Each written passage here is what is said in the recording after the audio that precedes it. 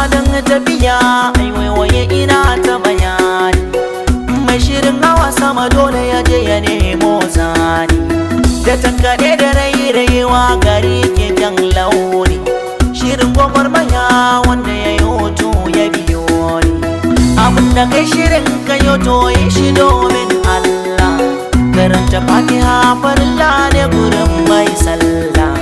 Abinda kai ka shuka kanka yake ba batu na kela, alhaki kuyo kan mai shi za ya bulla. Gardan masoyi na yake ni canza da zauna, zana je na kan shi miyo fira ni da shi magana. Sirrikan masoyi Allah kiyaye ni in tona, dole za a furzar zakuwa in an tona. Duk abin da ya yi farko wata rana zai kare, yau da gobe ikon Allah ne sai an jure. Farin ciki a fuskar ango in har an tare, a kin gani fari da baki idanu saware.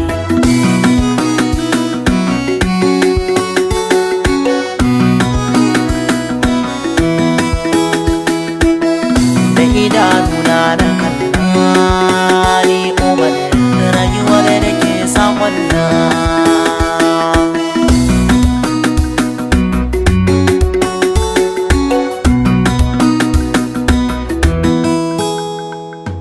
bangon gishiri wanda ya raba zai lasa, fage da gudu zomo sai an barsa.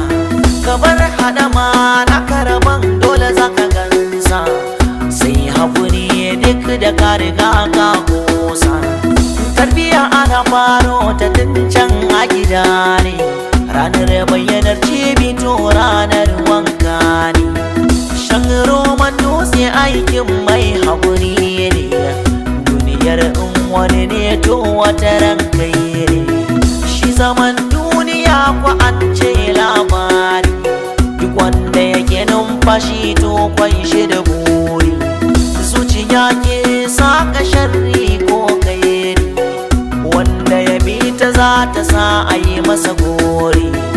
Wanda yake bidar jini sai ya zaga, gane lissafi lallai sai an kirga.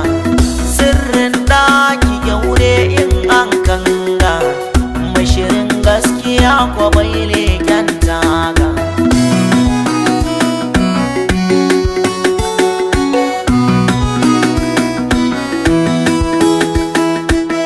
Da idanuna da kalla rayuwar da ke saman da idanuna na kalla, da idanuna na kalla.